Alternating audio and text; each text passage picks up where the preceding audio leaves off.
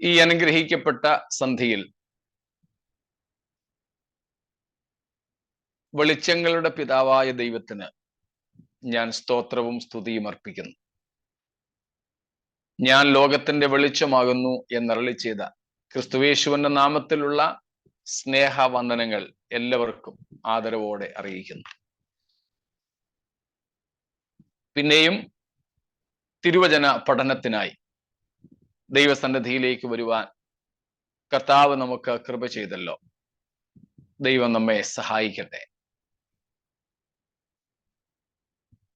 വെളിപ്പാട് പുസ്തകം 1, 2, 3 അധ്യായങ്ങൾക്ക് ശേഷം 4, 5 അധ്യായങ്ങളിലേക്ക് നാം പ്രവേശിച്ചു. അതിൽ 4-ാം അധ്യായത്തിൽ കാണുന്ന കാഴ്ചകൾ സ്വർഗത്തിന്റെ ഒരു ചിത്രമാണ് യോഹന്നാൻ നമുക്ക് നൽകുന്നത്. അതേപ്പറ്റി നാം പഠിച്ചു വരികയാണ്. നിത്യതയെപ്പറ്റിയും സ്വർഗത്തെപ്പറ്റിയും കുറച്ചേ ബൈബിൾ നമ്മോട് പറയുന്നുള്ളൂ. മറ്റ് വിഷയങ്ങളുടെ ബന്ധത്തിൽ, മറ്റ് വിഷയങ്ങളുടെ താരതമ്യത്തിൽ നോക്കിയാൽ നിത്യതയെക്കുറിച്ചും സ്വർഗത്തെക്കുറിച്ചും വളരെ കുറച്ചേ നമുക്ക് തിരുവെഴുത്തുകളിൽ കാണുവാൻ കഴിയും. അതിനുള്ള കാരണം, ഒരു പ്രധാന കാരണം, യോഹന്നാൻ 3-ാമത്തെ അധ്യായത്തിൽ നിക്കോദീമോസിനോട് യേശു ചോദിച്ചൊരു ചോദ്യമാണ്. ചോദ്യം മനസ്സിലേക്കാണല്ലോ.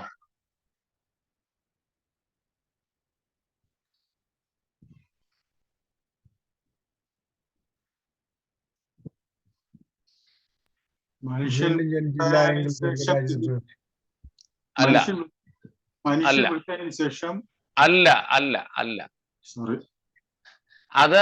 അത് നിക്കോദീമോസ് യേശുവിനോട് ചോദിച്ചതാ. യേശു നിക്കോദീമോസിനോട് ചോദിച്ച ചോദ്യ, ഭൂമിയിലുള്ളത് നിന്നോട് പറഞ്ഞിട്ട് നിനക്ക് മനസ്സിലാകുന്നില്ലെങ്കിൽ സ്വർഗത്തിലുള്ളത് എങ്ങനെ നിഗ്രഹിക്കും? അതുതന്നെയാണ് നിത്യതയെ സംബന്ധിച്ചും സ്വർഗത്തെ സംബന്ധിച്ചും ദൈവത്തെ സംബന്ധിച്ചുമൊക്കെ ഒത്തിരി കാര്യങ്ങൾ ഇനിയും നമുക്ക് അറിയാനുള്ളത്. കാരണം ഈ ജഡത്തിൽ പരിമിതമായ ബുദ്ധിയിൽ നാം വസിക്കുമ്പോൾ നമുക്ക് ഗ്രഹിക്കുവാൻ കഴിയുന്നതിനും അതീതമാണ് സ്വർഗം, നിത്യത, നിത്യനായ അഗമ്യനായ ദൈവം എന്നൊക്കെ ഉള്ള വിഷയങ്ങൾ. എന്നാൽ നമുക്ക് മാനുഷികമായ പരിമിതിയിൽ നിന്നുകൊണ്ട് ഗ്രഹിക്കുവാൻ കഴിയുന്നതിൻ്റെ പരമാവധി നമുക്ക് വെളിപ്പെടുത്തി തന്നിട്ടുണ്ട്. സ്തോത്രം. മനസ്സിലേക്കാണുമല്ലോ. ജഡത്തിൽ വസിച്ചുകൊണ്ട് നമുക്ക് ദൈവത്തെ എത്രമാത്രം അറിയുവാൻ കഴിയുമോ അത്രമാത്രം അതിൻ്റെ പരമാവധിയിൽ ദൈവം തന്നെ നമുക്ക് വെളിപ്പെടുത്തിയിട്ടുണ്ട്. സ്തോത്രം. ഒരു ഭക്തൻ പ്രാർത്ഥിച്ചതുപോലെ, Lord God, please let me be holy, as holy as a forgiven or redeemed sinner can ever be. Let me be as holy as a forgiven or a redeemed sinner can ever be. ദൈവമേ,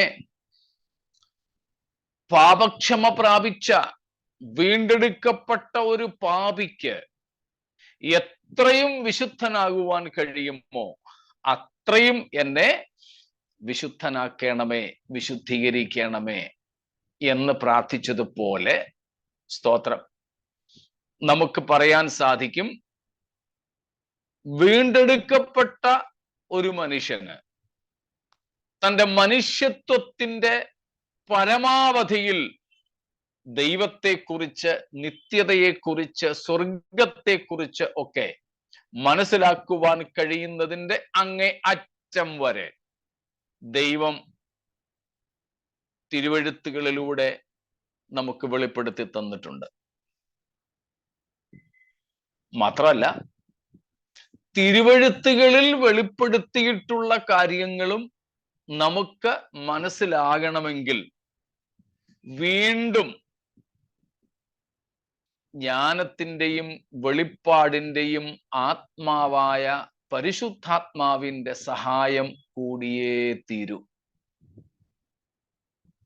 നമ്മുടെ ബുദ്ധി കൊണ്ടും നമ്മുടെ കഴിവുകൾ കൊണ്ടും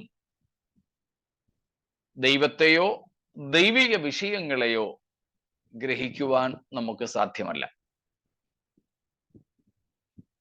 അവിടെയാണ് വെളിപ്പാടിന്റെ ആവശ്യം. പൗലോസ് പലയാവർത്തി ആ കാര്യം പറയുന്നു. തൻ്റെ ശുശ്രൂഷയാൽ രക്ഷിക്കപ്പെട്ട ജനത്തിന് വേണ്ടി പ്രാർത്ഥിക്കുന്നുമുണ്ട്. നമുക്കും പരിശുദ്ധാത്മാവിനാൽ ആ വെളിപ്പാട് മറനീക്കി കിട്ടണം. ആ മറ പലപ്പോഴും കിടക്കുന്നത് നമ്മുടെ ചിന്താമണ്ഡലങ്ങളിലാണ്, നമ്മുടെ മനസ്സുകളിലാണ്.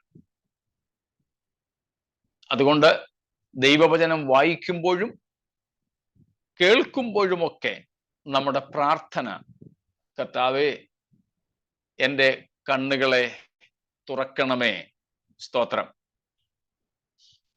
അങ്ങയുടെ വചനം കേൾപ്പാൻ, ന്യായപ്രമാണത്തിലെ സത്യങ്ങളെ കേൾപ്പാൻ എൻ്റെ കാതുകളെ തുറക്കണമേ. സങ്കീർത്തനം 40 നാം വായിക്കുന്നത് പോലെ, നീ എൻ്റെ കാതുകളെ തുളച്ചിരിക്കുന്നു, സ്തോത്രം. അതുപോലെ ന്യായപ്രമാണത്തിലെ അത്ഭുതങ്ങളെ കാണുവാൻ നമ്മുടെ കണ്ണുകളെ കർത്താവ് തുറക്കണം. വെറുതെ നമുക്കല്ലെങ്കിൽ വായിച്ചു വിടാം, വെറും ഒരു പുസ്തകം വായിക്കുന്നത് പോലെ. പക്ഷേ പരിശുദ്ധാത്മാവ് നമുക്ക് അതിലെ സത്യങ്ങൾ ഗ്രഹിപ്പിച്ചു തരുന്നെങ്കിൽ മാത്രമേ, വെളിപ്പെടുത്തി തരുന്നെങ്കിൽ മാത്രമേ അതിലെ സത്യങ്ങൾ നമുക്ക് ഗ്രഹിക്കുവാനായിട്ട് കഴിയുകയുള്ളൂ. നിത്യസത്യങ്ങൾ, ദൈവീക സത്യങ്ങൾ ഗ്രഹിക്കുവാൻ നമുക്ക് എങ്കിലേ സാധ്യമാവൂ. സ്തോത്രം.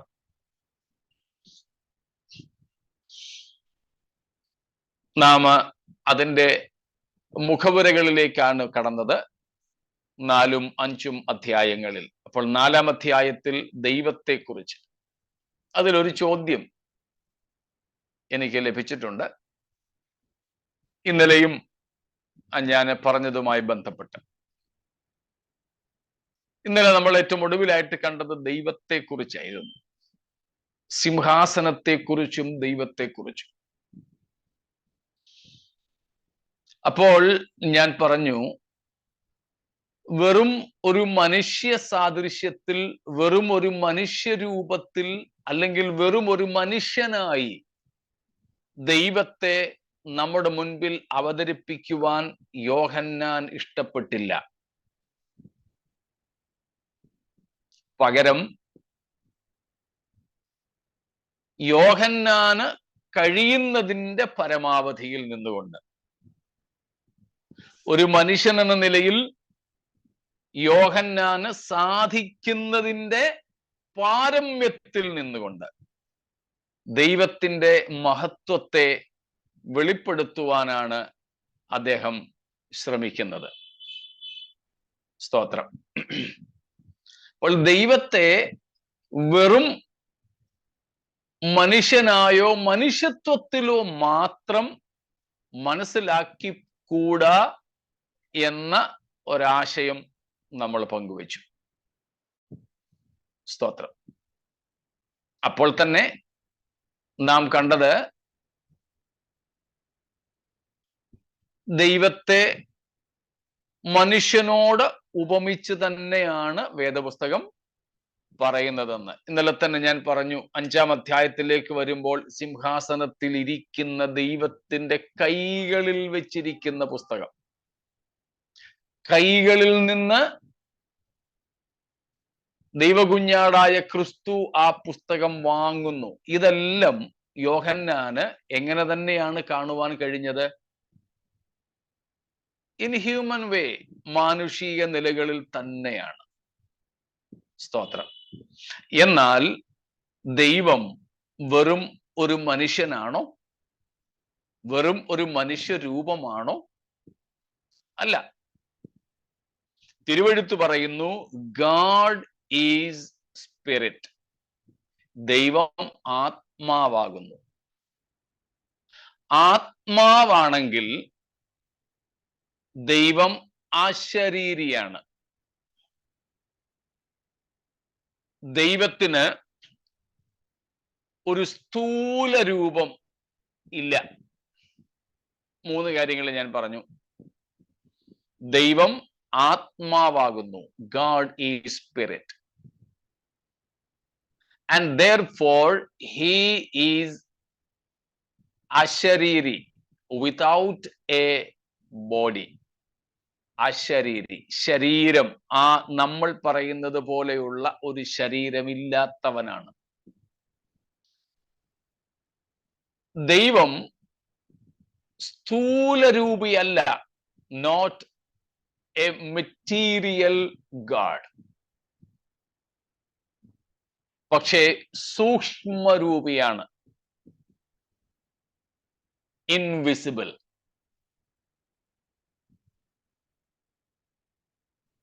Not a physical or a material God who can be touched, who can be seen, especially with our naked eyes. നമ്മുടെ നഗ്ന നേത്രങ്ങൾ കൊണ്ട് കാണാനോ നമുക്ക് തൊട്ടു നോക്കാനോ കഴിയുന്ന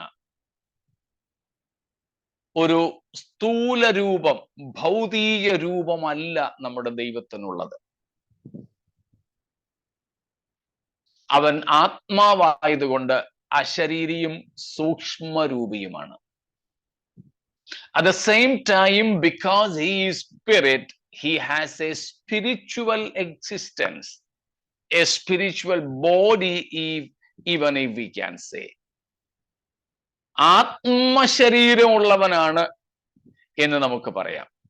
ആത്മാവായതുകൊണ്ടും ആസ്തിക്യമുള്ളതുകൊണ്ടും, ആത്മാവായതുകൊണ്ടും ആസ്തിക്യം, എക്സിസ്റ്റൻസ് ഉള്ളതുകൊണ്ടും ഒരു സ്പിരിച്വൽ ബോഡി, ഒരു ആത്മീയ ശരീരം ദൈവത്തിനുണ്ടെന്ന് പറയാം. എന്നാൽ അത് എങ്ങനെയുള്ള ശരീരമല്ല? നമ്മുടേതുപോലെയുള്ള ഒരു ശരീരം അല്ല. എന്നാൽ പല സ്ഥലങ്ങളിലും നാം കാണുന്നത് ദൈവത്തിന്റെ കാല്, ദൈവത്തിന്റെ കയ്യ്, ദൈവത്തിന്റെ വായ്, മൂക്ക്, കണ്ണ്, ഹൃദയം എന്നൊക്കെയുള്ള പ്രയോഗങ്ങളുണ്ട്. അതിന്റെ എല്ലാം കൂടെ ഭാഷ നമ്മൾ ചേർത്ത് പഠിച്ചിട്ടുണ്ട്, ആന്ത്രോപോമോർഫിക് ലാംഗ്വേജ് എന്ന്. മനുഷ്യന് മനസ്സിലാകുന്ന മനുഷ്യത്വത്തോട് ബന്ധപ്പെട്ട ഭാഷ. അതുകൊണ്ട് ദൈവം അങ്ങനെയുള്ള ഒരുത്തനാണെന്ന് നാം ധരിച്ച് ദൈവത്തെ ചെറുതാക്കിക്കൂടാ എന്നാണ് പറഞ്ഞത്. അതിനോട് ചേർത്തൊരു ചോദ്യം വന്നത്, അങ്ങനെയെങ്കിൽ ഉൽപ്പത്തി 1:26 ദൈവം തന്റെ സ്വരൂപത്തിലും സാദൃശ്യത്തിലും മനുഷ്യനെ സൃഷ്ടിച്ചു എന്ന് പറയുന്നു. അപ്പോൾ പിന്നെ നമ്മുടെ സാദൃശ്യം ദൈവത്തിന്റെ സാദൃശ്യമല്ലേ? അത് നമ്മുടെ ഈ ബാഹ്യരൂപമാണോ ഉദ്ദേശിക്കുന്നത്? അങ്ങനെയാണെങ്കിൽ എന്റെ ഷേപ്പ് വേറെ, രാജീവ് ബ്രദറിന്റെ ഷേപ്പ് വേറെ, ബാബു അങ്കിളിന്റെ ഷേപ്പ് വേറെ, പുരുഷന്റെ ആകൃതി വേറെ, സ്ത്രീയുടെ ആകൃതി വേറെ. അങ്ങനെയാണെങ്കിൽ പിന്നെ ദൈവം ഇതിൽ ആരെ പോലെ ഇരിക്കുന്നത്?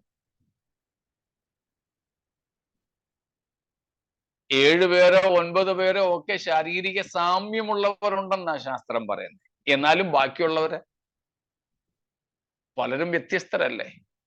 ചിലരുടെ കൈയില്ലാത്തവരുണ്ട്, കാലില്ലാത്തവരുണ്ട്.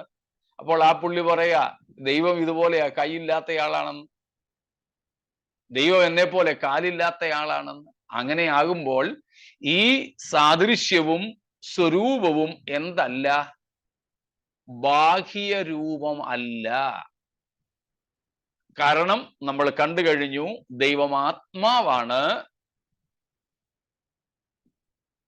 ദൈവം സൂക്ഷ്മരൂപിയാണ്, ഒരു ഭൗതിക ശരീരം ഉള്ള ദൈവമല്ല. അതുകൊണ്ട് ദൈവത്തിന്റെ സ്വരൂപം എന്ന് പറയുന്നത് ഈ ബാഹ്യരൂപമല്ല. പിന്നെ ആ ദൈവിക സ്വരൂപത്തിന് വളരെ നല്ല ഒരു തെളിവും ഉദാഹരണവും നമ്മൾ പല പ്രാവശ്യം റോമാലേഖനം 5:14 വാക്യത്തിൽ നിന്ന് കണ്ടിട്ടുണ്ട്.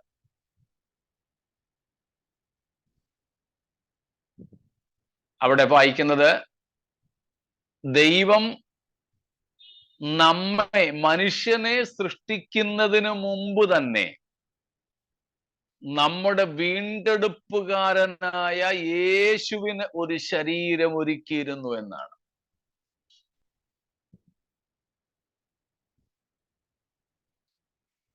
യേശുവിന്റെ ശരീരമാണോ ദൈവം ആദ്യം ഡിസൈൻ ചെയ്തിരുന്നത്, തയ്യാറാക്കിയിരുന്നത്?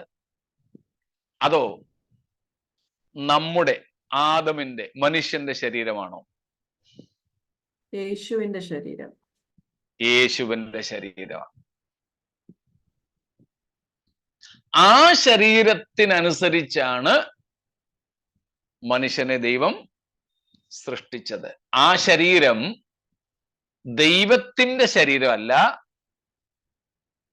ദൈവം വീണ്ടെടുപ്പുകാരനായ യേശു വീണ്ടെടുപ്പാൻ വരുന്ന സമയത്ത് ഉണ്ടാകേണ്ട ഒരു ശരീരമാണ് ഒരുക്കിയിരുന്നത്.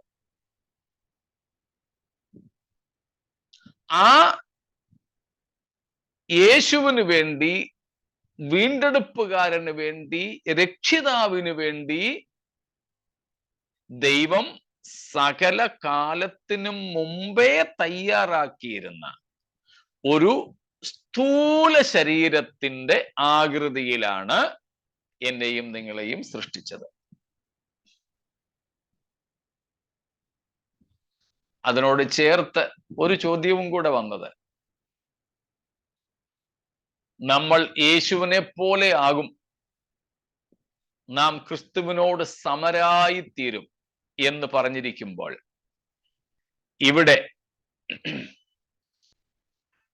വെളിപ്പാട് പുസ്തകം 4-ാം അധ്യായത്തിന്റെ 3-ാമത്തെ വാക്യത്തിൽ ദൈവത്തെക്കുറിച്ച് പറഞ്ഞിരിക്കുന്ന സൂര്യകാന്തം പോലെ, ദൈവത്തെക്കുറിച്ച് പറഞ്ഞിരിക്കുന്ന രത്നങ്ങളുടെ ശോഭ പോലെ, അത്തരം ഒരു ശരീരമാണോ നമുക്ക് ലഭിക്കുവാൻ പോകുന്നത്? അല്ല. അതിനും നമ്മൾ ഉത്തരം നേരത്തെ കണ്ടിട്ടുണ്ട്. നാം ആരെ പോലെയാകും എന്നാണ് തിരുവെഴുത്ത് പറയുന്നത്?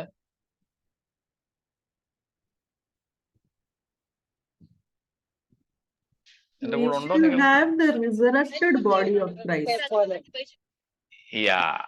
യേശുവിനെ പോലെയാകും. അതെന്താ യേശുവിനെ പോലെയാകുമെന്ന് പറഞ്ഞത്? യേശുവിൽ ഈ 2 ഘടകങ്ങളും ഒരുമിച്ചിട്ടുണ്ട്. ഏതെല്ലാം? മനുഷ്യത്വവും ദൈവത്വവും.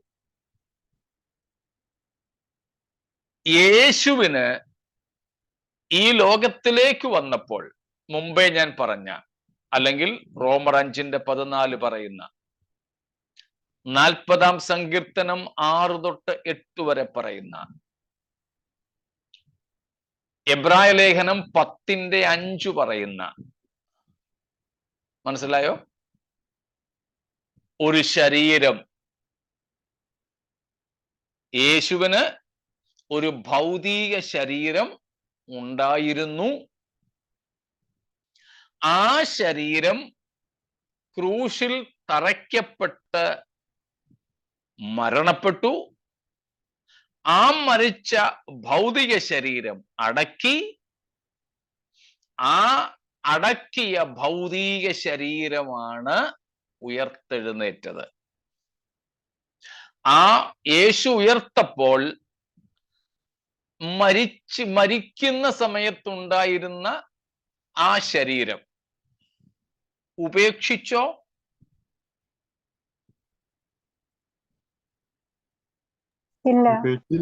ഇല്ല. ഇപ്പോൾ യേശുവിന് ആ ശരീരം ഇപ്പോൾ എവിടെ പോയി? യേശുവിന്റെ ക്രൂശിക്കപ്പെട്ടതും അടക്കപ്പെട്ടതുമായ ശരീരത്തിന് എന്ത് സംഭവിച്ചു? ഇപ്പോൾ ആ ശരീരം എവിടെ? ഇപ്പൊ റിസറക്റ്റഡ് ബോഡിയിലാണല്ലോ. ആ ശരീരത്തിന് എന്ത് സംഭവിച്ചു? Yes, the very body that was crucified, buried. What happened to that body? That body was resurrected. That means Jesus had a physical, a literal resurrection. And when resurrected, that physical body was transformed into a glorious body.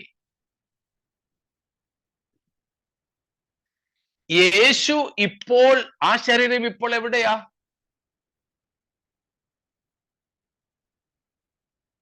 സ്വർഗത്തിലേക്ക് പോയപ്പോൾ ഇവിടെ ഇട്ടിട്ടാണോ പോയത്? തേജസ് കൊണ്ട് മൂടിയിരിക്കുന്നു. Okay, തേജസ് കൊണ്ട് മൂടിയിരിക്കുന്നു. എവിടെയാ അതെന്നാ ചോദിച്ചത്. കർത്താവ് ഉയർത്തെഴുന്നേറ്റപ്പോൾ കണ്ടല്ലോ, ദൈവത്തിന്റെ വലത്തുഭാഗത്തിരിക്കുമ്പോ എഴുന്നേറ്റ് നിൽക്കുന്നതായിട്ടൊക്കെ അവിടെ കണ്ടല്ലോ. അപ്പോൾ ആ യേശു ആ ശരീരം ഉയർത്തപ്പോൾ കല്ലറയിൽ വിട്ടില്ല. സ്വർഗാരോഹണം ചെയ്തപ്പോൾ ഭൂമിയിലും വിട്ടിട്ടല്ല പോയത്.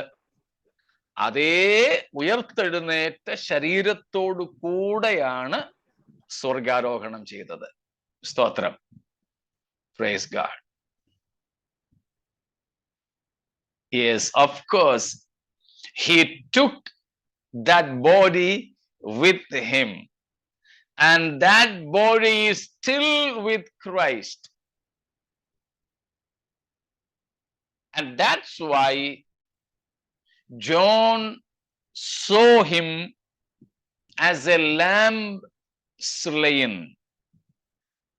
That's why even in the future, Jewish nation will identify him, recognize him as the crucified Jesus because of the wounds on him, because of the pierced mark of his body. യേശുവിൽ ഇപ്പോഴും ആ ക്രൂശിക്കപ്പെട്ട ശരീരം ഉയർത്തപ്പെട്ടതായും തേജസ്കരിക്കപ്പെട്ടതായും ഉണ്ട്. അത് ഉപേക്ഷിച്ചിട്ടില്ല. നിത്യത മുഴുവനും യേശുവിൽ അതുണ്ടായിരിക്കും. അതുകൊണ്ടാണ് യോഹന്നാൻ ഈ യേശുവിനെ അറുക്കപ്പെട്ട കുഞ്ഞാടായിട്ട് കണ്ടത്. അതുകൊണ്ടാണ് മേഘാരൂഢനായി വരുന്ന യേശുവിനെ യഹൂദന്മാർ തിരിച്ചറിയുന്നത് കുത്തിയവങ്കിലേക്ക് നോക്കും എന്നുള്ള തിരുവെഴുത്തനുസരിച്ച്. അവന്റെ ആ മുറിപ്പാടുകൾ അവർക്ക് ദൃശ്യമായിരിക്കും. പല പ്രാവശ്യം ഞാൻ പറഞ്ഞിട്ടുണ്ട്, നിത്യത മുഴുവനും, മുമ്പ് ജയക്കുട്ടി ഞാൻ പറഞ്ഞ പോലെ തേജസ് കൊണ്ട് മൂടപ്പെട്ടിരിക്കുന്നെങ്കിലും തേജസ്സിന് മറയ്ക്കാൻ കഴിയാത്ത പഞ്ചമുറിവുകൾ തന്റെ ശരീരത്തിലുണ്ട്. അത് നിത്യത മുഴുവനും ആ ക്രൂശിലെ യാഗത്തെ നാം ഓർക്കാനും നിത്യത മുഴുവനും ദൈവസ്നേഹത്തെ നാം ഓർക്കുവാനും വേണ്ടിയായിരിക്കും. അതുകൊണ്ട് നാം ഏത് ശരീരം അല്ലെങ്കിൽ ആരെ പോലെയാകും എന്ന് ചോദിച്ചാൽ ഉയർത്തെഴുന്നേറ്റ യേശുവിനെ പോലെയാകും. കാരണം നാമും ജഡത്തിൽ വസിക്കുന്നവരാണ്. ഉയർത്തെഴുന്നേൽപ്പിൽ നമ്മുടെ ശരീരത്തിനും രൂപാന്തരമുണ്ടാകും. ആരുടേതുപോലെ? യേശുവിൻ്റേതുപോലെ. അതിലെ ക്രിസ്തുവിന്റെ ശരീരത്തോടെ നാം അനുരൂപപ്പെടുമെന്ന് പറയുന്നത്. അതെ, ക്രിസ്തുവിന്റെ ശരീരം എന്ന് പറയുന്നത് ദൈവത്തിന്റെ ശരീരം എന്ന് പറയുന്ന സൂക്ഷ്മ രൂപമോ ആത്മരൂപമോ മാത്രമല്ല, ക്രിസ്തുവിന്റെ ശരീരം തേജസ്കരിക്കപ്പെട്ട ഒരു അക്ഷരീയ ദേഹമാണ്. ആ ദേഹത്തോടാണ് നാം അനുരൂപപ്പെടുന്നത്. സ്തോത്രം. 3 ചോദ്യങ്ങൾക്കും ഉത്തരം ആയി എന്ന് ഞാൻ കരുതുന്നു. സ്തോത്രം.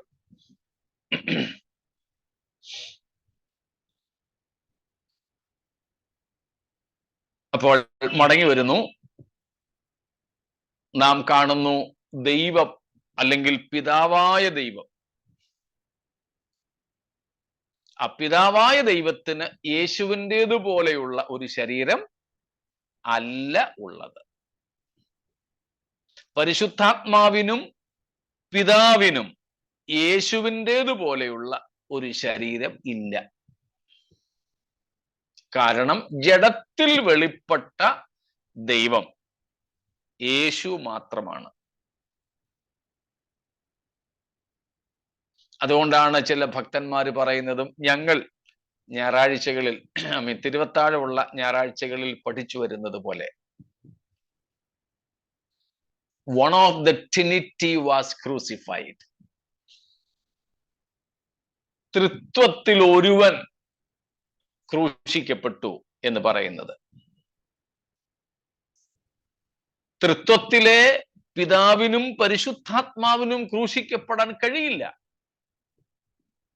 കാരണം പിതാവോ പരിശുദ്ധാത്മാവോ യേശുവിൻ്റേതുപോലെ ഒരു ജഡം എടുത്തില്ല. ഈ തൃത്വ നിഷേധികളൊക്കെ ചോദിക്കുന്നതും 3 പേരും ഒരാൾ തന്നെയാണെന്ന്, പിതാവും പുത്രനും പരിശുദ്ധാത്മാവും ഒരാൾ തന്നെയാണെന്ന് പറയുകയൊക്കെ ചെയ്യുന്ന ദുരുപദേശകർ പറയുന്നത് യേശു ക്രൂശിക്കപ്പെട്ടപ്പോൾ പിതാവും ക്രൂശിക്കപ്പെട്ടു വന്ന ഇല്ല.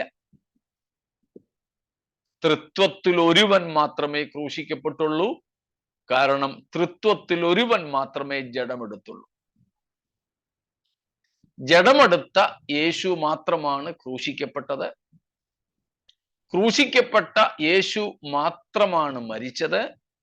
മരിച്ച യേശു മാത്രമാണ് ഉയർത്തത്. ഉയർത്ത യേശു ക്രിസ്തുവിന് മാത്രമാണ് ഒരു ഉയർക്കപ്പെട്ട, ഉയർപ്പിനാൽ തേജസ്കരിക്കപ്പെട്ട ശരീരമുള്ളത്. സ്തോത്രം. അതുകൊണ്ട് യേശുവിൻ്റേതുപോലെയുള്ള ഒരു ശരീരമല്ല പിതാവായ ദൈവത്തിന് ഇവിടെ കാണുന്നത്. സ്തോത്രം. എന്നാൽ കൈയും കാലും മുഖവും മൂക്കും തലയും ഒക്കെ ഉള്ള ഒരു മനുഷ്യരൂപത്തിൽ ഈ ദൈവത്തെക്കുറിച്ച് പറഞ്ഞെങ്കിലേ മനുഷ്യരായ നമുക്ക് മനസ്സിലാകൂ എന്നതുകൊണ്ട് ആ ദൈവിക വെളിപ്പാട് ആ ഒരു നിലയിലാണ് നമുക്ക് തിരുവെഴുത്തിൽ നൽകപ്പെട്ടിട്ടുള്ളത്.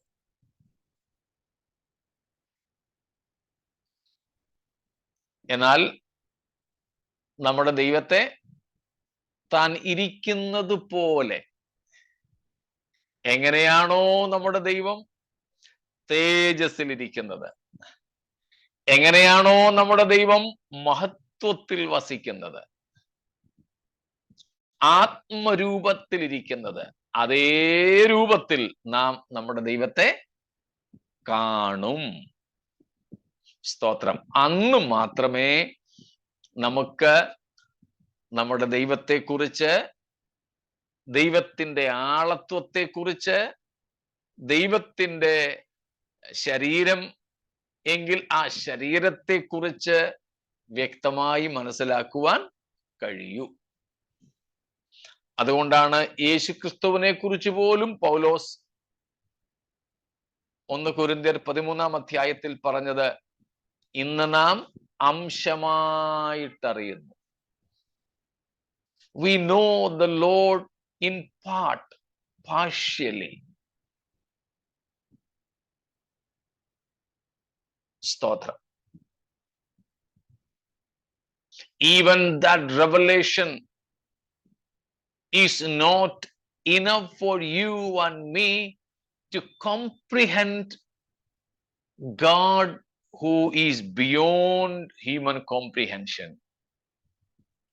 മനുഷ്യന് മനസ്സിലാക്കുവാൻ കഴിയുന്നതിനും അതീതനായ, സ്തോത്രം, ദൈവത്തെ നമുക്കിപ്പോൾ ലഭിച്ചിട്ടുള്ള ഭാഗികമായ വെളിപ്പാട് കൊണ്ട് പോലും പൂർണ്ണമായും ഗ്രഹിക്കുവാൻ കഴിയില്ല.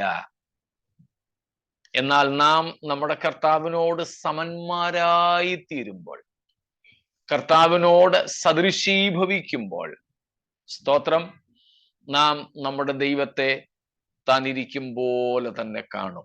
ഒരുമിച്ച് നമ്മൾ വസിക്കും. സ്തോത്രം. നമുക്കിപ്പോൾ മനസ്സിലാക്കുവാൻ കഴിയുന്നത് തീർച്ചയായും ഒരു മാനുഷിക രൂപത്തിൽ തന്നെയാണ്. കാരണം അങ്ങനെയാണ് ദൈവത്തെ തിരുവെഴുത്ത് നമുക്ക് മനസ്സിലാക്കി തരുന്നത്. ഞാൻ ഈ പറഞ്ഞ ശരീരഭാഗങ്ങളുടെ വർണ്ണന കൊണ്ട്.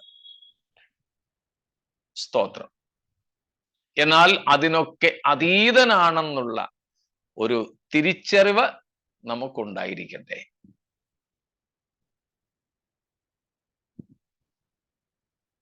സ്തോത്രം. അപ്പോൾ ദൈവത്തെക്കുറിച്ച് നാം ഈ 4-ാം അധ്യായത്തിന്റെ 2ഉം 3ഉം വാക്യങ്ങളിൽ കാണുന്നു. ദൈവസിംഹാസനത്തെക്കുറിച്ചും ദൈവത്തെക്കുറിച്ചും. യോഹന്നാൻ ആത്മാവിൽ ദൈവത്തെ കണ്ടു. സ്തോത്രം. ഇതിന് തൊട്ടു മുമ്പ് നടന്ന ഹിന്ദി യോഗത്തിൽ ഞാൻ പറഞ്ഞ ഒരു കാര്യം, അത് കൂടുതലും ഹിന്ദിക്കാരുമായി ബന്ധപ്പെട്ട ഒരു കാര്യമാണ്. നമ്മുടെ ആൾക്കാർക്ക്, മലയാളികൾക്ക് അത്ര പരിചയമുള്ളൊരു സംഗതിയല്ല. അതായത് ഹിന്ദിക്കാർക്കിടയിൽ ഈ ക്ഷുദ്രപ്രയോഗങ്ങളും ആഭിചാര പ്രവർത്തികളും മന്ത്രവാദികളും മന്ത്രവാദങ്ങളും ഒക്കെ ഒത്തിരി വിശ്വസിക്കുന്നവരുമാണ്. അങ്ങനെ ഉള്ള ഒരു വിശ്വാസത്തിൽപ്പെടുന്ന കാര്യം ഈ മന്ത്രവാദികളും ക്ഷുദ്രപ്രവർത്തികൾ ചെയ്യുന്നവരും ഒക്കെ അവർ ചില പ്രത്യേക സമയങ്ങളിൽ മന്ത്രവാദമൊക്കെ ചെയ്യുന്നത് അവരുടെ പ്രത്യേക മുറിയിലും പ്രത്യേക ഒരുക്കപ്പെട്ട സ്ഥലത്തുമൊക്കെയാണല്ലോ. അവിടെ അവർ അവരുടെ ശരീരം വിട്ടിട്ട് അവരുടെ ആത്മാവ് മാത്രമായി പലയിടങ്ങളിലും പോവുകയും പലരിലും പ്രവേശിക്കുകയും അവരിലൂടെ ഈ മന്ത്രവാദി ആഗ്രഹിക്കുന്ന കാര്യങ്ങളൊക്കെ അയാളുടെ ആത്മാവ് പ്രവേശിക്കുന്നവരിലൂടെ ചെയ്തെടുക്കുകയും ചെയ്യും എന്നൊക്കെ ഒരു വിശ്വാസമുണ്ട്. പറഞ്ഞ കാര്യം മനസ്സിലായോ? മന്ത്രവാദിയുടെ ശരീരത്തിൽ നിന്ന് അയാളുടെ ആത്മാവിനെ വേർപെടുത്തി അയാളുടെ ആത്മാവ് മറ്റെവിടെയെങ്കിലുമൊക്കെ ചെന്ന് എന്തെങ്കിലുമൊക്കെ ചെയ്യുവാൻ കഴിവുള്ളതാണെന്ന് വിശ്വസിക്കുന്നവരാണ് ഇവിടെയൊക്കെയുള്ള ധാരാളം പേര്. എൻ്റെ അടുക്കലും പ്രാർത്ഥിക്കാനൊക്കെ വന്നിട്ടുള്ള ഒത്തിരി അങ്ങനെയുള്ള അനുഭവങ്ങളുണ്ട്. ഈവൻ ദുരാത്മബാധിതരായ ചില വ്യക്തികൾക്ക് വേണ്ടി പ്രാർത്ഥിച്ചപ്പോഴും അവരിൽ നിന്ന് ദുരാത്മാവ് സംസാരിക്കുന്നത് പോലെ സംസാരിച്ചത് ഞാൻ ജീവനുള്ള ഇന്നയാളാണ്, മന്ത്രവാദിയുടെ പേരാ പറഞ്ഞത്. അപ്പൊ വീട്ടുകാരോട് ചോദിച്ചപ്പോഴാ പറഞ്ഞ അത് ഇന്നടത്തെ മന്ത്രവാദിയാണെന്ന്. ഇന്ന ആളാണ് ഞാൻ, എൻ്റെ ശരീരം ഇന്നടത്ത് കിടപ്പുണ്ട്, ഞാൻ ഈ ആളിനെ ഇന്നതുപോലൊക്കെ ചെയ്യാൻ വേണ്ടി ഈ ആളിൽ വന്നതാണ്, എനിക്ക് ഇത്ര മണിക്കൂറിനകം തിരിച്ചു പോയില്ലെങ്കിൽ ഞാൻ ചത്തുപോകും, അതുകൊണ്ട് എന്നെ എളുപ്പം അങ്ങ് വിട, ഞാനങ്ങ് തിരിച്ചെന്റെ ശരീരത്തിൽ ചെല്ലട്ടെ. ഇത് പലരും വിശ്വസിച്ച് വെച്ചിരിക്കുന്ന ഒരു അന്ധവിശ്വാസമാണ്. യോഹന്നാൻ 1-ാം അധ്യായം 9-ാം വാക്യത്തിലും 9-10 വാക്യങ്ങളിലും 4-ാം അധ്യായത്തിന്റെ 2-ാം വാക്യത്തിലും പറയുന്നത് ഞാൻ ആത്മവിവശനായി. നമ്മുടെ ആൾക്കാർക്ക് ആത്മവിവശനായി എന്ന് പറയുമ്പോൾ വലിയ കുഴപ്പമില്ല. ഞാൻ ഇപ്പോൾ ഈ പറഞ്ഞതുപോലെ ഉള്ളൊരു ചിന്ത നമ്മിൽ വരാൻ സാധ്യതയില്ല. എങ്കിലും ആരെങ്കിലും അങ്ങനെ ചിന്തിക്കുന്നെങ്കിലോ എന്ന് വിചാരിച്ചു പറഞ്ഞു എന്നേ ഉള്ളൂ. ഈ മന്ത്രവാദി പറയുന്നത് പോലെ യോഹന്നാൻ പത്മോസിൽ തൻ്റെ ശരീരം ഉപേക്ഷിച്ചിട്ട് തൻ്റെ ആത്മാവ് ശരീരത്തിൽ നിന്നും വേറുപെട്ട് സ്വർഗത്തിൽ പോയി കാര്യങ്ങൾ കണ്ടു എന്നല്ല അതിൻ്റെ അർത്ഥം. പകരം പരിശുദ്ധാത്മാവ് യോഹന്നാന്റെ ചിന്തകളെയും യോഹന്നാന്റെ ആ കാഴ്ചപ്പാടുകളെയും ഭൂമിയിൽ നിന്ന് സ്വർഗത്തിലേക്ക് കൊണ്ടുപോയി സ്വർഗത്തിലെ കാര്യങ്ങൾ തനിക്ക് വെളിപ്പെടുത്തി കൊടുത്തു എന്നാണ് അർത്ഥം. അത് സംഭവിക്കുന്നത് കേവലം ബുദ്ധിയിലും ഭാവനയിലും സങ്കല്പത്തിലും അല്ല, യാഥാർത്ഥ്യത്തിലാണ്, യഥാർത്ഥത്തിലാണ്. അത് പരിശുദ്ധാത്മാവാണ് സാധ്യമാക്കി കൊടുത്തതെന്ന് അർത്ഥമുള്ളൂ. ആ പ്രക്രിയയ്ക്ക് വേദപുസ്തകം പറയുന്ന പേര് വെളിപ്പാടെന്നാണ്. പരിശുദ്ധാത്മാവ് ഇന്ദ്രിയങ്ങൾക്ക് അതീതമായ കാര്യങ്ങളെ ഗ്രഹിപ്പിച്ചു തരുന്നതിന് വേദപുസ്തകം പറയുന്ന പേരാണ് പരിശുദ്ധാത്മാവിൽ ലഭിക്കുന്ന വെളിപ്പാട്. ആ ഒരു വെളിപ്പാടിന്റെ അനുഭവം യോഹന്നാന് പരിശുദ്ധാത്മാവ് കൊടുത്തു. അങ്ങനെയാണ് ആത്മാവിൽ താൻ സ്വർഗത്തിലെ കാര്യങ്ങളൊക്കെ കാണുന്നത്, ജഡത്തിലോ ബുദ്ധിയിലോ അല്ല എന്നർത്ഥം.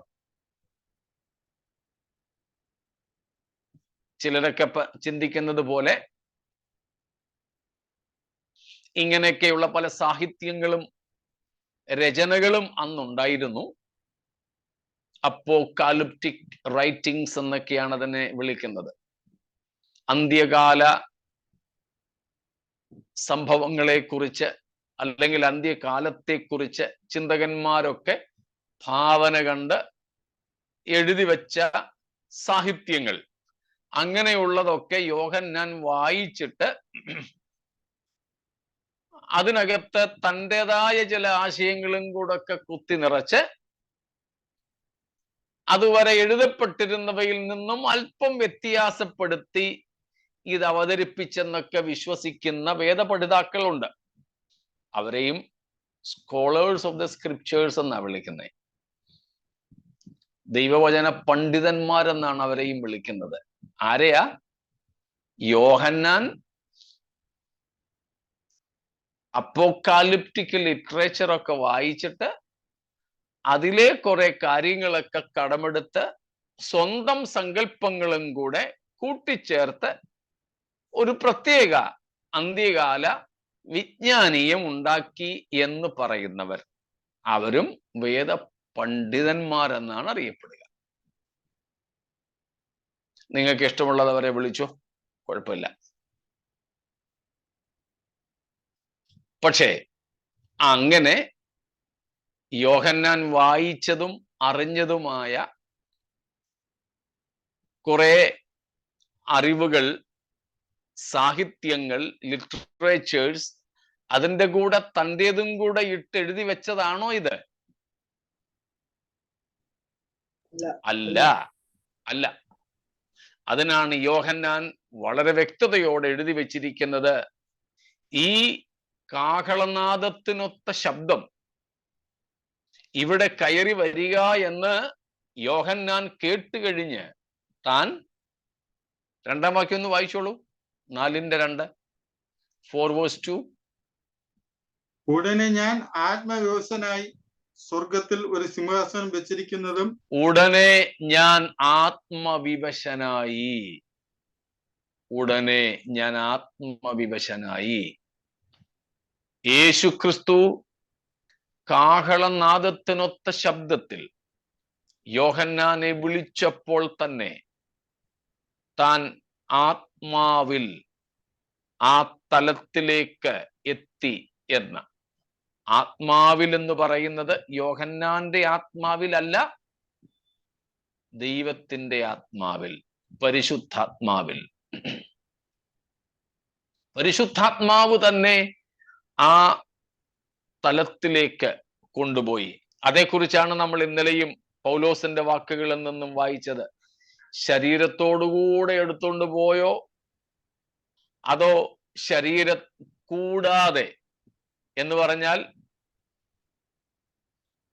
ചിന്തകളെയും ദർശനങ്ങളെയും ആ ഒരു തലത്തിലേക്കാണോ കൊണ്ടുപോയതെന്ന് എനിക്കിപ്പോഴും അറിയില്ല എന്ന്. അപ്പം അത് അനുഭവിച്ച പൗലോസിന് അറിയില്ലെങ്കിൽ പിന്നെ നമുക്ക്. അതുകൊണ്ട് ഏതായാലും പരിശുദ്ധാത്മാവ് ഈ കാര്യങ്ങളെ യോഹന്നാന് വെളിപ്പെടുത്തിയെന്ന് മനസ്സിലാക്കിയാൽ മതി. അവിടെ താൻ കണ്ടത്, സ്തോത്രം, 1, ദൈവസിംഹാസനം, നാം അതേപ്പറ്റി ഇന്നലെ കണ്ടു. 2, സിംഹാസനത്തിൽ ഇരിക്കുന്ന ദൈവം, സിംഹാസനസ്ഥനായ ദൈവം. God is still enthroned. ദൈവം ഇപ്പോഴും സിംഹാസനസ്ഥനാണ്. ദൈവത്തിന്റെ സിംഹാസനം ഒഴിഞ്ഞിരിക്കുന്നില്ല. It's not empty. No contest. ആ സിംഹാസനത്തിന് വേണ്ടി ഒരു മത്സരവുമില്ല. നോ കാസ്റ്റിംഗ് ലോട്ട്സ്, നറുക്കെടുപ്പില്ല. നോ ഇലക്ഷൻ, തിരഞ്ഞെടുപ്പില്ല. ആ സിംഹാസനത്തിൽ നിത്യനായ ഒരുവൻ സിംഹാസനസ്ഥനായിട്ടുണ്ട്. അതുകൊണ്ടാണ് സങ്കീർത്തനക്കാര് പലരും പറഞ്ഞത്, യഹോവ വാഴുന്നു, അവർ ലോർഡ് റെയിൻസ്. യഹോവ വാഴുന്നു. ആ ദൈവത്തിന്റെ രൂപമാണ് നാം കാണുന്നത്. How John saw this God, how he is trying to describe this God. സ്തോത്രം. യോഹന്നാന് കഴിയുന്നതിന്റെ പരമാവധിയിൽ ഈ ദൈവത്തെ വെളിപ്പെടുത്തുവാൻ വേണ്ടിയിട്ട് താൻ ആഗ്രഹിക്കുകയാണ്. സ്തോത്രം. He was like the crystalline brightness of jasper and the fiery sardius, and encircling the throne there was a halo that looked like a rainbow of emerald. സ്തോത്രം.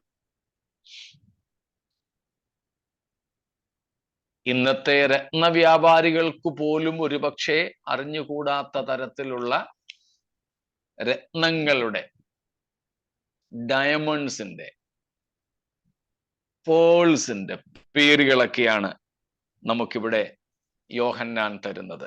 സ്തോത്രം. ഒന്നാമത്തേത് എന്താ? 4-ാം വാക്യം ഒന്ന് വായിച്ചോളൂ. 4-ാം വാക്യമാണല്ലോ അല്ലേ? അതോ 3-ാം വാക്യമാണോ? 3.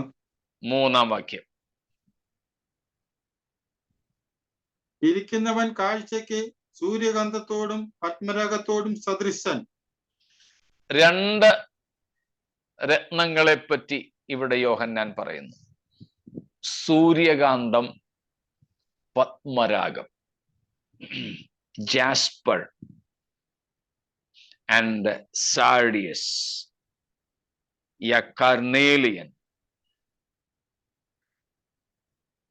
ദൈവത്തിന്റെ രൂപത്തെ, ദൈവത്തിന്റെ ശോഭയെ, ദൈവത്തിന്റെ മഹത്വത്തെ ഇവിടെ പ്രവാചകൻ യോഹന്നാൻ, ഇവിടെ പ്രവാചകനാകട്ടോ, പ്രവാചകനായ യോഹന്നാൻ ഇവിടെ വെളിപ്പെടുത്തുന്നു. സ്തോത്രം. എങ്ങനെയാണ് കണ്ടത്?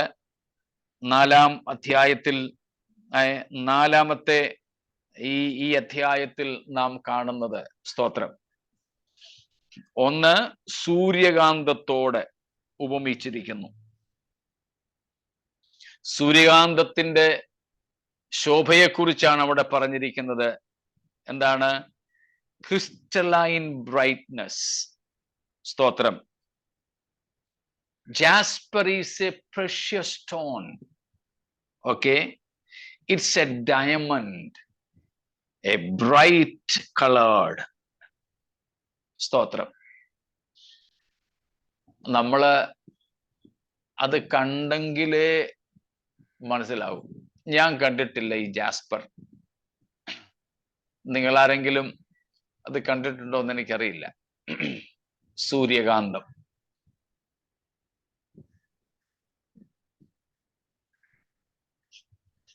അത് പ്രശോഭിതമായ,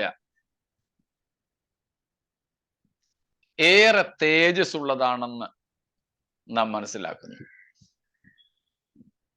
പത്മരാഗം അത് റെഡിഷാണ്, ചുവന്ന, രക്തത്തിന്റെ നിറം എന്നൊക്കെ വേണമെങ്കിൽ പറയാം. സ്തോത്രം.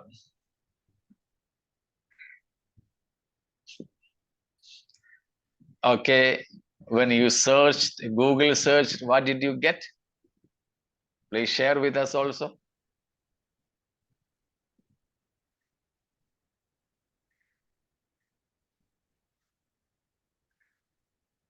സ്തോത്രം. സൂര്യകാന്തവും പത്മരാഗവും. അപ്പോൾ ധവളമായ പ്രകാശം, അതിലേക്ക് ഏറെ ഭംഗിയുള്ള ചുവപ്പ് നിറവും കൂടെ കലർന്നാൽ, ഉത്തമഗീതത്തിൽ തന്റെ കാന്തനെ പറ്റി കന്യക പറയുന്ന, ശൂനേംകാരത്തി പറയുന്നത്, പറഞ്ഞു ആന്റി, പറഞ്ഞു സാർ. വെണ്മയും ചുവപ്പുള്ളവൻ. വെണ്മയും ചുവപ്പുമുള്ളവൻ. സ്തോത്രം. വെണ്മയും ചുവപ്പുമുള്ളവൻ. അതങ്ങേയറ്റം പോയാൽ യോസേഫിനെയും ദാവീദിനെയും ഒക്കെ കുറിച്ച് പറയുന്നത് പോലെ പവിഴ നിറമുള്ളവൻ അല്ലേ? വെണ്മയും ചുവപ്പും. അതൊക്കെ അങ്ങേയറ്റം പോയാൽ ഈ ത്വക്കിന്റെയും മാംസത്തിന്റെയും നിറമായിട്ടേ വരുന്നുള്ളൂ. അവരിൽ നിന്നൊന്നും തേജസ് റിഫ്ലക്റ്റ് ചെയ്യുന്നില്ല, പ്രതിബിംബിക്കുന്നില്ല. സ്തോത്രം. ദൈവത്തിന്റെ തേജസ്, സ്തോത്രം, ഈ ദൈവത്തിന്റെ രൂപം, ദൈവത്തിന്റെ മഹത്വം, അത് പ്രതിബിംബിക്കുന്നതാണ്, റിഫ്ലക്റ്റ് ചെയ്യുന്നതാണ്. സ്തോത്രം. 21-ാമത്തെ അധ്യായം, ചാപ്റ്റർ 21, വേഴ്സ് 23, 23-ാം വാക്യം. നഗരത്തിൽ പ്രകാശിപ്പാൻ സൂര്യനും ചന്ദ്രനും ആവശ്യമില്ല. ദൈവ തേജസ് അതിനെ പ്രകാശിപ്പിച്ച് കുഞ്ഞാട് അതിന്റെ വിളക്ക് ആകുന്നു. പുതിയ യെരുശലേം എന്ന നഗരം അത് തന്നെ വിവിധമായ മുത്തുകളും രത്നങ്ങളും കൊണ്ട് നിർമ്മിതമാണ്. അതിൽ ഈ രത്നങ്ങളെയും മുത്തുകളെയും കാൾ അധികം ശോഭയോടെ പ്രകാശിക്കുന്ന ദൈവം, അവിടെ പ്രകാശിപ്പാൻ സൂര്യനും ചന്ദ്രനും നക്ഷത്രങ്ങളും ഒന്നും വേണ്ട. കാരണം ദൈവത്തിന്റെ തേജസ് അതിനെ പ്രകാശിപ്പിക്കുന്നു. കുഞ്ഞാട് അതിന്റെ വിളക്കാണ്. നമ്മൾ ഇതൊക്കെ പാട്ട് പാടുന്നവരാ. ഭക്തന്മാർ ഇതൊക്കെ കോർത്തിണക്കി പാട്ടുകൾ ഉണ്ടാക്കിയത് കൊണ്ട് നമുക്ക് ഈ ഭാഗങ്ങളൊക്കെ ഒരുപക്ഷെ മനഃപ്പാഠം. അപ്പോൾ ആ വെണ്മയും ചുവപ്പും എന്നൊക്കെ പറയുന്ന ഏറെ പ്രതിബിംബിക്കുന്ന ആ പ്രകാശത്തോട് സ്തോത്രം, ആ പ്രകാശം ധരിച്ച ദൈവം. 104 സങ്കീർത്തനത്തിന്റെ 2-ാമത്തെ വാക്യം, 104 വേഴ്സ് 2.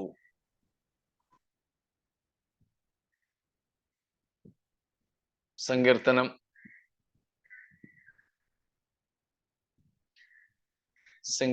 104-ന്റെ 2-ാമത്തെ വാക്യം. വസ്ത്രം ധരിക്കുന്നത് പോലെ നീ പ്രകാശത്തെ ധരിക്കുന്നു, തിരശ്ശീല പോലെ നീ ആകാശത്തെ വിരിക്കുന്നു. വസ്ത്രം ധരിക്കും പോലെ നീ പ്രകാശത്തെ ധരിക്കുന്നു. അപ്പോൾ നമ്മുടെ ദൈവം പ്രകാശം ഉടുത്തിരിക്കുന്നു. വസ്ത്രം ധരിക്കും പോലെ ദൈവം പ്രകാശപൂരിതനാണ്. സ്തോത്രം.